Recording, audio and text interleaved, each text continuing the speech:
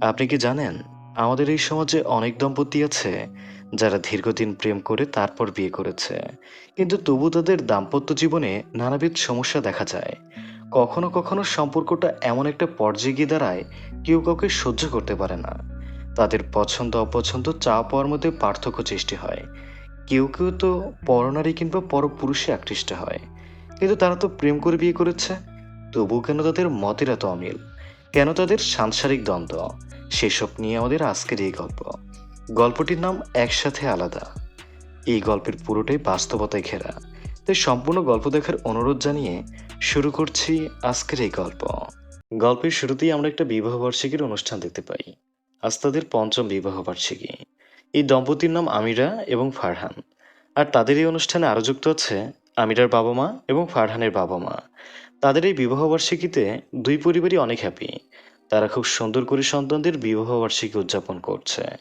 কিন্তু ফারহান এবং আমিরা অনেকটাই নার্ভাস ফিল করছে। তাদেরকে দেখেই বোঝা যাচ্ছে তারা এই সংসারে হ্যাপি না। তবে এই অনুষ্ঠানের আয়োজন ছিল অনেক বড়।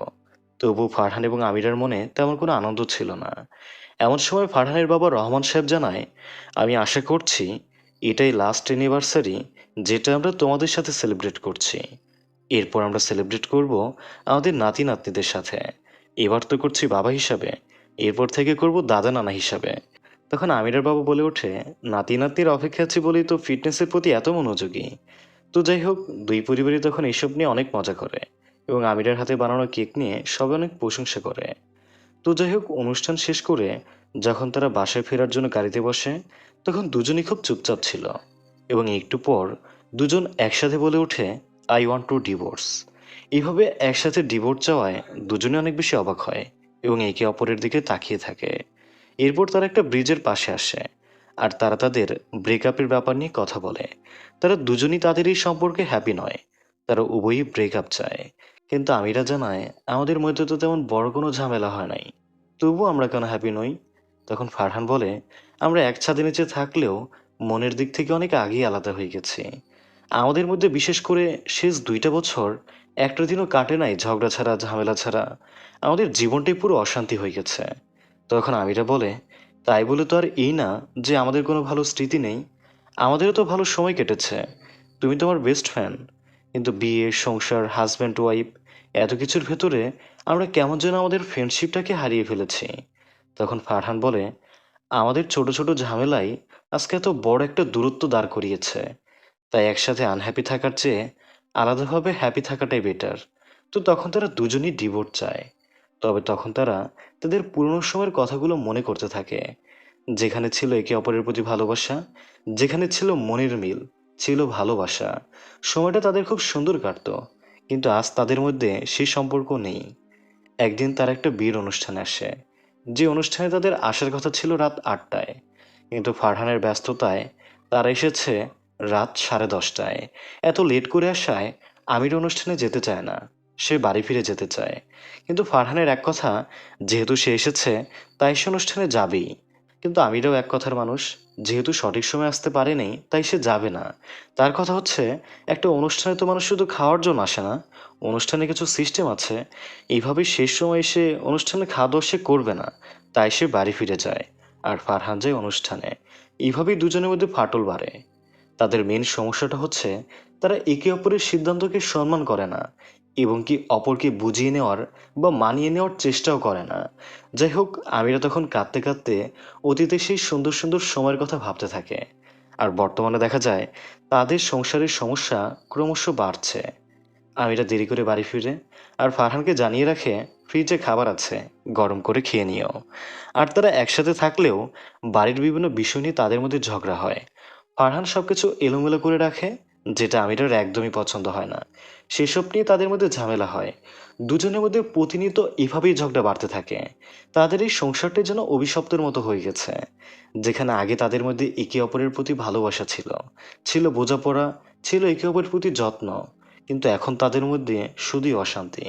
তাই তারা অনেক কান্নাকাটি করে। দুজনেই এই সংসার থেকে বিরক্ত হয়ে বের হয়ে আসতে চায়। রাতে ঘুমানোর সময়ও তারা একে অপরকে নিজেদের মতো আলাদা করে ব্যস্ত হয়ে থাকে। কেউ মোবাইল নিয়ে, আবার কেউ ব্যস্ত হয়ে থাকে বই নিয়ে। এভাবেই আলাদা আলাদাভাবে ব্যস্ততা পাড়ি দিয়ে দুজনেই ঘুমিয়ে পড়ে। পরের দিন তারা দুজনেই দুই পরিবারের কাছে জানায় তারা তাদের এই সংসার থেকে বেরিয়ে আসতে চায়, অর্থাৎ তারা ডিভোর্স চায়। কিন্তু দুই পরিবারের কেউই এই ব্যাপারটা মেনে নিতে পারে না। উল্টো তারা প্রশ্ন করে তাদের কি দাম্পত্য জীবন নিয়ে কোন ঝামেলা হচ্ছে, তাদের যদি এমন কোনো সমস্যা থাকে তাহলে যেন ডাক্তার দেখাতে বলে। কিন্তু তারা জানায় তাদের মধ্যে এমন কোনো অশান্তি নেই, আর ওই দিক থেকে তারা পুরোপুরি ঠিকঠাক আছে। শুধুমাত্র তাদের মধ্যে মনের মিলটা হচ্ছে না, তাই তারা এই ডিভোর্সটা চাচ্ছে। কিন্তু এই ব্যাপারটা রহমান সাহেব কোনো মতেই মেনে নিতে পারে না। সে জানায়, আমাদের ফ্যামিলি হিস্ট্রিতে কোনো ডিভোর্স নেই। তোমরা কাউন্সেলিং করো, প্রয়োজনে প্রাইভেট থেরাপি নাও, কিন্তু ডিভোর্সের চিন্তা একেবারেই বাদ দাও। এদিকে আমিরের বাবা মাও তাদের মেয়েকে বোঝাতে থাকে, তুই যে এই রিলেশন থেকে বেরিয়ে আসতে চাচ্ছিস, তুই কিভাবে শিওর হচ্ছিস ওর সাথে ডিভোর্স হলে তুই ভালো থাকতে পারবি? অমন সমস্যা তো তোর অন্য পার্টনারের হতে পারে, এরপর তুই যাকে বিয়ে করবি তার সাথে তো এমন ঝামেলা হতে পারে। তখন আমিরা বলে, আমি এটা জানি না যে পরে আমি হ্যাপি থাকতে পারবো কিনা, কিন্তু আমি এই অবস্থায় কোনোভাবেই ফারহানের সাথে হ্যাপি থাকতে পারছি না। এমনটা শুনে আমিরের মা বলে, আমার তো মনে হচ্ছে তোকে কেউ তাবিজ করছে। তা না হলে এত ভালো সংসার, কত ভালো ছেলে, আর কত ভালো পরিবার, তুই কেন সংসার করতে চাবি না? এদিকে ফারহানের মা তাদের দুজনকে ডাক্তারের পরামর্শ নিতে বলে, কিন্তু তারা কোনোভাবেই রাজি হয় না, এবং কি তাদের একটাই সিদ্ধান্ত, তারা ডিভোর্সই চায়। এরপর আমরা দেখি দুই পরিবার একসাথে আলোচনায় বসে, এবং তারা বলতে থাকে তারা কোনোভাবেই ডিভোর্সটা হতে দেবে না। যেভাবেই হোক এই সংসারটা টেকাতে হবে। তারা চায় ওদের সংসারে একটা বাচ্চা কাচ্চা আসলেই সব ঝামেলা মীমাংসা হয়ে যাবে। তাই তাদেরকে এই সময় ছেড়ে দিলে হবে না, বরং পাশে থেকে বোঝাতে হবে কিভাবে এই সংসারটা টেকানো যায়। এরপর রহমান সাহেব একটা প্ল্যান করে এবং জানায় তারা পারিবারিকভাবে ভ্রমণে যাবে। এরপর তারা সবাই ব্যাপারটা আমির এবং ফারহানকে জানায় যে তারা সকলে মিলে শ্রীমঙ্গলে বেড়াতে যাবে। ফারহান তখন বলে, আমরা অশান্তিতে ডিভোর্স চাচ্ছি, আর তোমরা শান্তিতে বেড়াতে যাবে? তখন রহমান সাহেব বলে, শুধু আমরা না, তোরও আমাদের সাথে যাবি। এরপর তারা দুজনকে অফিস থেকে ছুটি নিতে বলে এবং সবকিছু ঠিকঠাক করতে বলে। কিন্তু ফারহান আর আমিরা কোনোভাবেই রাজি হতে চায় না। তখন ফারহানের মা বলে, যদি তোরা আমাদের সাথে ভ্রমণে যেতে রাজি হস, তাহলে আমরাও তোদের ডিভোর্স নিয়ে ভেবে দেখব। আর এই কথা শুনে ফারহান এবং আমিরা রাজি হয়। আর এরপরে তারা চলে আসে শ্রীমঙ্গলে। আর এখানে তারা যে রিসোর্টে উঠেছে, সেখানে আসতেই এখানকার সিনিয়র ম্যানেজার তাদেরকে ওয়েলকাম জানায়। আর এই ম্যানেজার মেয়েকে দেখতেই ফারহান কিছুটা অবাক হয় এবং তার কাছে মেয়েটাকে চেনা চেনা লাগে।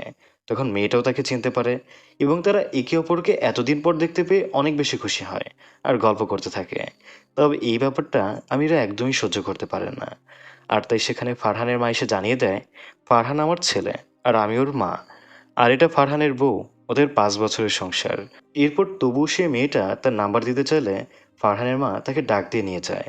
আর এরপর তারা রুমে আসতে দেখতে পায় তাদের রুমটা খুব সুন্দর করে সাজানো এবং বিছানায় লেখা আছে, love is for ever, A+F, যা দেখে দুজনে অনেক অবাক হয়। এমনটা দেখে আমিরা ভাবে হয়তো এসব ফারহান করেছে। তাই সে বলে, আমরা তো হঠাৎ করে একটা সিদ্ধান্ত নিয়ে ফেললাম, তুমি কি একটু টাইম নিতে চাও? তুমি কি আমাকে কিছু বলতে চাও? তুমি কি আমাদের মধ্যে সবকিছু ঠিকঠাক করতে চাও? কিন্তু ফারহান এসবে পাত্তা দেয় না এবং জানায় সে এমনটা করেনি, এইভাবে সে রুম সাজায়নি। আর তখনই তারা ভাবতে থাকে, তাহলে এমনটা কি করেছে, কি তাদের এই রুমটা সাজিয়েছে? আর এরপরে আমরা দেখতে পাই এই কাজগুলো আর কেউ না, তাদের বাবা মারাই করেছে। তারা একের পর এক প্ল্যান করতে থাকে কিভাবে তাদের মধ্যে সম্পর্কটা সুন্দর করা যায়। এরপর তারা প্ল্যান করে যেভাবেই হোক তারা আমিরাকে পানিতে ফেলে দেবে। আর আমিরা যেহেতু সাঁতার পারে না, তাই সে বাঁচার জন্য ছটফট করবে, আর তখন তাকে ফারহান বাঁচাবে। আর তাদের এই সুন্দর মুহূর্তেই হয়তো সব মান অভিমানের অবসান ঘটবে। এরপর আমিরার মা কল্পনা করতে থাকে তার মেয়ে যখন পানিতে পড়ছে, তখন ফারহান তাকে পানি থেকে তুলছে এবং একে অপরকে ভালোবাসার কথা বলছে। সেই সাথে তারা তাদের ডিভোর্সকে ক্যান্সেল করে দিচ্ছে। যাই হোক, পরের দৃশ্যে আমরা দেখি আমিরার মা ইচ্ছে করেই তার স্যান্ডেল সুইমিং পুলে ফেলে দেয় আর তার মেয়েকে ডাকতে থাকে স্যান্ডেলটা তুলে দেওয়ার জন্য। আর তখন সেখানে আমিরা আসে আর লাঠি দিয়ে স্যান্ডেলটা তোলার চেষ্টা করে। সবকিছু প্ল্যান মতোই হচ্ছিল, কিন্তু যখনই আমিরের মা তাকে ধাক্কা দিয়ে পানিতে ফেলে দিতে যাবে, তখনই আমিরা পেছনের দিকে ঘুরে যায়। আর এতে আমিরার মা পানিতে পড়ে যায়। আমিরার মা তো পানিতে পড়ে চিৎকার করতে থাকে। তবে এমন সময়ই সুইমিং পুলে গোসল করতে থাকা একটা ছেলে এসে আমিরার মাকে পানি থেকে তোলে এবং বাজেভাবে তাকায়। সবকিছু একদমই উল্টো হয়। এরপর রাতের বেলা ফারহান যখন আলাদাভাবে সোফায় ঘুমানোর প্রস্তুতি নিচ্ছিল, তখন সেখানে আমিরা এসে আর বলে, তুমি কিন্তু চাইলে আমার সাথে ঘুমাতে পারো, আমার কোনো সমস্যা নেই। তখন ফারহান বলে, আমারও সমস্যা নেই, আমি থাকতে পারবো এখানেই। তোমাকে শুধু শুধু টেনশন করতে হবে না। এই কথা শুনে আমির আর কিছু না বলে সেখান থেকে চলে যায়। আর এদিকে রহমান সাহেব সবাইকে নিয়ে পরের প্ল্যান করতে থাকে। তারা জানায় তাদের নেক্সট মিশনের নাম হচ্ছে হারানো প্রেম ফিরিয়ে দাও। তখন আমিরের বাবা বলে, মিশনের নাম লাগি উড়াদুরা দেওয়া যায় না? তখন রহমান সাহেব বলে, নাম যেটাই হোক, আমাদের মিশনকে সাকসেস করতে হবে। আগামীকাল আমরা ঝর্ণা দেখতে যাব, আর ঝর্ণা দেখতে হলে আমাদেরকে পাহাড়ে উঠতে হবে। একটা পর্যায়ে ওরা সামনে চলে যাবে আর আমরা পেছনে পড়ে যাব। একসময় আমরা ওদের থেকে হারিয়ে যাব। উপরে যেহেতু নেটওয়ার্ক নেই, তাই ওদেরকে আলাদাভাবেই ওই পাহাড় থেকে হাত ধরাধরি করে নিচে নামতে হবে। অন্যদিকে আমরা দেখি ফারহান সোফায় ঘুমিয়ে একেবারেই স্বাচ্ছন্দ্য বোধ করছিল না। তাই সে চুপিসারে আমিরার পাশে এসে ঘুমায়। তবে আমিরা ঘুমের অভিনয় করলেও সে সজাগ ছিল। সে ফারহানকে পাশে ঘুমাতে দেখে অনেক বেশি খুশি হয়। তো পরের দিন প্ল্যান মোতাবেক তারা ঝর্ণা দেখতে যায়। সবাই তখন অনেক বেশি এনজয় করছিল। তারা সেখানে গিয়ে অনেক অনেক ছবি তুলতে থাকে। আর এদিকে তারা দুজন ডিভোর্স নিয়ে কথা বলছিল। এরপর হাঁটতে হাঁটতে তারা হঠাৎ করে সামনে চলে যায়। আর এর ফাঁকে তাদের বাবা মারা পেছন থেকে লুকিয়ে পড়ে। আর তখন তারা তাদের বাবা মাকে খুঁজে পায় না। আর এটা নিয়েও তারা দুজন তর্ক বিতর্ক করতে থাকে। আর এই সকল বিষয় লুকিয়ে আমিরের মা আর ফারহানের মা উপর থেকে দেখছিল। এমন সময় ফারহান আমিরের উপর রাগ করে একটা ঢিল ছুঁড়ে মারে। আর এই ঢিলটা গিয়ে লাগে মৌমাছির চাকে, যার ফলস্বরূপ মৌমাছিরা আক্রমণ করে বসে ফারহানের মা আর আমিরার মায়ের ওপর। তাদের চিৎকার আমির আর ফারহান শুনতে পায়, কিন্তু তারা বুঝতে পারে না শব্দটা কোথা থেকে আসছে। তারা মনে করে হয়তো কোনো জীবজন্তুর শব্দ হচ্ছে। এরপর তারা একটা জায়গায় বসে, আর ফারহান তখন তার পানির বোতলটা আমিরের সাথে শেয়ার করে। আমিরা তখন পানি খাওয়ার সময় মুখ লাগিয়ে খেয়ে ফেলে এবং খাওয়ার পর সরি বলে। কিন্তু ফারহান এই ব্যাপারটা খুব সহজে মেনে নেয়। কিন্তু কিছুদিন আগেও ফারহান তার পানির বোতলে মুখ লাগালে চিল্লাচিল্লি করত, যেমনটা এখন আর সে করছে না। এই ব্যাপারটা আমিরার কাছে অনেক ভালো লাগে। অন্যদিকে ফারহানের বাবা আর আমিরার বাবা একটা ঝোপের মধ্যে লুকিয়ে ছিল। কিন্তু সেখানকার নড়াচড়া দেখে ফারহান মনে করে এখানে কোনো একটা প্রাণী আছে। তাই সে তার হাতে থাকা লাঠি দিয়ে আমিরার বাবাকে একের পর এক আঘাত করতে থাকে। আর এতে আমিরার বাবা বেশ ভালোই আহত হয়। তো যাই হোক, সারাদিন ঘুরে তারা রাতের বেলা ডিনার করতে ফিরে আসে। এসেই ফারহান দেখে তার মার শাশুড়ির মুখে দানা দানা দাগ হয়েছে। বিষয়টা ফারহান বুঝতে না পেরে জিজ্ঞেস করলে তারা এটা স্কিন কেয়ার প্রোডাকশনের রিয়াকশন বলে চালিয়ে নেয়। কিন্তু তারা তো ভেতরে ভেতরে ব্যথায় কুকড়াচ্ছিল, কারণ সেগুলো ছিল মৌমাছির কামড়। এদিকে আমিরার বাবাও অনেকটাই অসুস্থ হয়ে পড়েছে, কারণ ফারহানের আঘাতগুলো তার কোমরে লেগেছিল। সে ব্যথায় সোজা হয়ে দাঁড়াতে পর্যন্ত পারছিল না। তো যাই হোক, ডিনারের মাঝখানেই ফারহানের বান্ধবী তন্নি চলে আসে। তন্নি এসে ফারহানের সাথে আবারও গল্প করতে থাকে। তন্নির সাথে ফারহানের এই ডলাডলির সম্পর্কটা অবশ্য কারো কাছে খুব একটা ভালো লাগছিল না। এসব কিছুর মাঝেই ফারহানের কাছে একটা কল আসে। ব্রোকার হচ্ছে মূলত সেই ব্যক্তি যে ক্রেতা এবং বিক্রেতার মধ্যে যোগাযোগ করিয়ে দেয় এবং লেনদেনের মাধ্যমে ডিল সম্পন্ন করায়। আসলে ফারহান এবং আমিরা ডিভোর্সের সিদ্ধান্ত নেওয়ার পর তারা এটাও সিদ্ধান্ত নিয়েছে তাদের ঢাকাতে যে ফ্ল্যাট আছে সেটা তারা বিক্রি করে দেবে। বিক্রি করে তারা দুজন সমান টাকা ভাগ করে নেবে এবং তারা দুজনেই আলাদা থাকবে। এটাই তাদের সিদ্ধান্ত। আর তাদের বাবা মা যখন জানতে পারে যে তারা নিজেরাই ফ্ল্যাট বিক্রির মতো সিদ্ধান্ত নিয়ে নিয়েছে, তখন তারা প্রচণ্ড ইমোশনাল হয়ে যায়।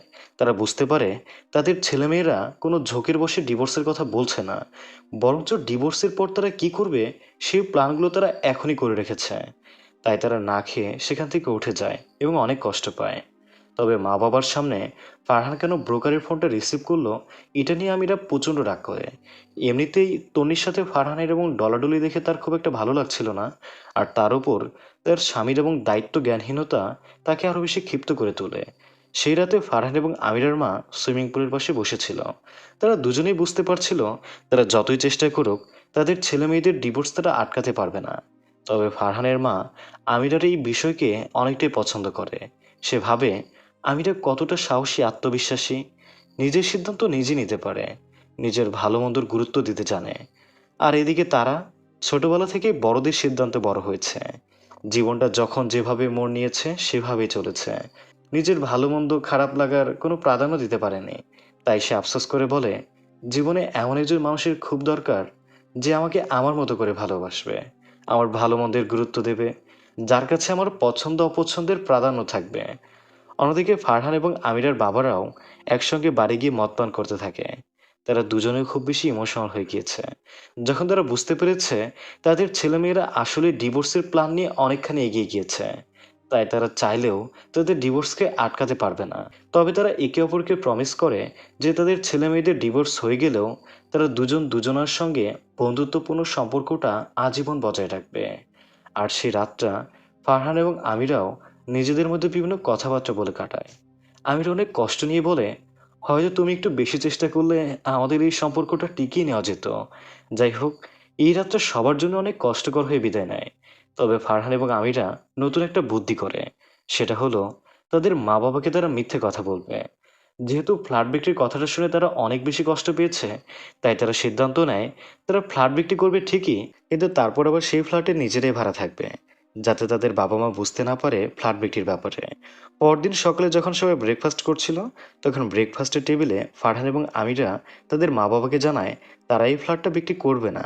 এটা শুনে তাদের মা বাবারা অনেক খুশি হয়।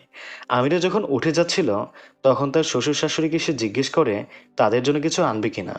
উত্তরে তার শাশুড়ি চা খেতে চায়, কিন্তু তার শ্বশুর রহমান সাহেব বলে চা খাওয়া স্বাস্থ্যের জন্য ভালো না, বরঞ্চ তার স্ত্রীর জন্য ব্ল্যাক কফি আনতে বলে। এই ব্যাপারটা রহমান সাহেবের স্ত্রী মিলিকে বেশ আহত করে, কারণ বিয়ের পর থেকেই সবসময় তাকে তার স্বামীর ইচ্ছে মতো চলতে হয়েছে। এখন সে আমিরাকে দেখে নিজের ভেতর একটা অন্যরকম অনুভূতি অনুভব করে। সে আমিরা এবং ফারহানকে বলে ঢাকায় গিয়েই ডিভোর্সের কার্যক্রম শুরু করার জন্য। যেহেতু তারা তাদের জীবনের শুরুতেই বুঝতে পেরেছে এই সম্পর্কটা তাদের জন্য সঠিক নয়, তাই তাদের উচিত শুরুতেই ডিভোর্সটা করে নিয়ে আলাদা হয়ে যাওয়া। তবে সেই সময় তার স্বামী রহমান সাহেব অনেকটা ক্ষেপে যায়, কারণ বাবা হিসাবে তিনি তার সন্তানদের ভালো চান। তিনি চান না তার সন্তানদের মধ্যে ডিভোর্স হোক।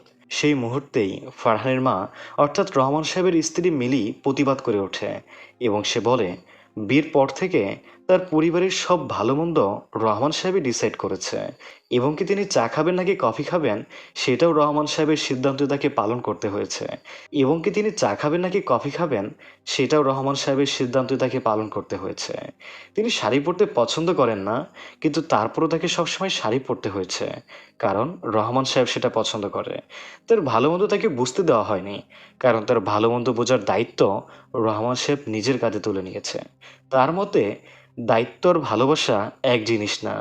মিলি কখনোই মিলি হয়ে বাঁচতে পারেনি, বরঞ্চ তাকে সারা জীবন বাঁচতে হয়েছে মিসেস রহমান হয়ে। তাই আজ তাদের ছেলেমেয়েরা যখন দুজনেই সিদ্ধান্ত নিয়েছে তারা ডিভোর্স নেবে, তাই সেই মুহূর্তে তাদের ভালো মন্দর সিদ্ধান্ত রহমান সাহেব না বুঝলেও চলবে। দুজনের মতামতের মধ্যে সিচুয়েশন আউট অফ কন্ট্রোল হয়ে যাচ্ছিল, তাই তাদের হাতে ডিসিশন দিয়ে তাদের বাবা মারা আপাতত সেখান থেকে চলে যায়। তারা বুঝতে পারে তাদের সেই ওল্ড জেনারেশন থিঙ্কিং এখন আর চলবে না, বরঞ্চ তাদের সন্তানদের ভালো মন্দ তাদের সন্তানদের হাতে ছেড়ে দেওয়া উচিত। আর এখানেই মূলত এই ভালোবাসার অধ্যায়ের পরিসমাপ্তি হয়। তারপর আমাদেরকে নিয়ে যাওয়া হয় ২ বছর পর। সেখানে আমরা দেখতে পাই আবারও শ্রীমঙ্গলে সেই দুই পরিবার ফ্যামিলি ট্রিপ এসেছে। তবে এবার আমরা মিলিকে একেবারে মিলি রূপে দেখতে পাই। আমরা দেখতে পাই সে সালোয়ার কামিজ পরেছে। অর্থাৎ মিলি যে সেদিন বলেছিল তার পছন্দ অপছন্দের কথাগুলো, সেই ব্যাপারটা এখন রহমান সাহেব একদম মেনে নিয়েছে। তাদের এই হাসি আর আনন্দ দেখে ক্ষণিকের জন্য আমার কাছে কেন যেন মনে হচ্ছিল ফারহান আর আমিরার ডিভোর্সটা হয়নি। কিন্তু পরবর্তীতে ফারহান এবং আমিরার কথোপকথন শুনে আমরা বুঝতে পারি সেই ২ বছর আগেই তাদের ডিভোর্সটা করিয়ে নিয়েছে। তাদের কথা মতো সেই একসাথে আনহ্যাপি থাকার চেয়ে আলাদাভাবেই হ্যাপি থাকার মন্ত্রই তারা বেছে নিয়েছে। তারা ভাগ্যকে ধন্যবাদ দেয় যে সেদিন তারা তাদের ডিভোর্সটা করিয়ে নিতে পেরেছে, কারণ সেদিন যদি তাদের মধ্যে ডিভোর্স না হতো তাহলে হয়তো আজকের এই বন্ধুত্বটা একেবারেই নষ্ট হয়ে যেত। সেদিন আলাদা হয়ে যাওয়ার কারণেই তারা খুব ভালো বন্ধু হয়ে একে অপরের পাশে থাকতে পারছে। তাদের সম্পর্কে আমরা আরও জানতে পারি আমিরা নিউ ইয়র্কে তার স্বপ্নের চাকরিটা পেয়েছে। আগামী পরশুদিন সে নিউ ইয়র্কের উদ্দেশ্যে চলে যাচ্ছে। তবে সন্তানদের মধ্যে ডিভোর্স হওয়ার পরও আমরা দেখতে পাই আমির এবং ফারহানের মা বাবার মধ্যে বন্ধুত্বপূর্ণ সম্পর্ক কিন্তু একদমই কমেনি, বরঞ্চ তারা সেখানে বিভিন্ন আনন্দে মেতে ওঠে এবং নিজেদের মধ্যে ছবি তুলতে থাকে। আর এখানেই শেষ হয় একসাথে আলাদা ওয়েব ফিল্মের গল্পটা। প্রিয় দর্শক, গল্পটার নাম থেকেই কেমন যেন একটু ধারণা করা যায় একসাথে আলাদা বলতে মূলত যেটা বোঝানো হয়েছে সেটা হচ্ছে সবাই একসাথে থাকছে কিন্তু কারোর সাথে কোনো সম্পর্ক নেই, এজন্যই বলা হয়েছে একসাথে আলাদা। তো এই ছিল মূলত আমাদের আজকের এই গল্প। তো এই মুভিটা দেখার পর আমার কাছে একটা আফসোস থেকেই যায় তাদের এই ডিভোর্সটা না হলেও পারতো। তারাও চাইলে তাদের এই সংসারটা চালিয়ে নিয়ে যেতে পারতো। তো যাই হোক, গল্পটা আপনার কাছে কেমন লেগেছে সেটা অবশ্যই কমেন্টে জানাবেন। আর যদি ভিডিওটা একটু ভালো লেগে থাকে তাহলে অবশ্যই ভিডিওটাতে একটা লাইক করে দেবেন। তো বিদায় নিচ্ছি এখানেই। ভালো থাকবেন, সুস্থ থাকবেন, আর আপনার প্রিয় মানুষটাকে সযত্নে রাখবেন। আল্লাহ হাফেজ।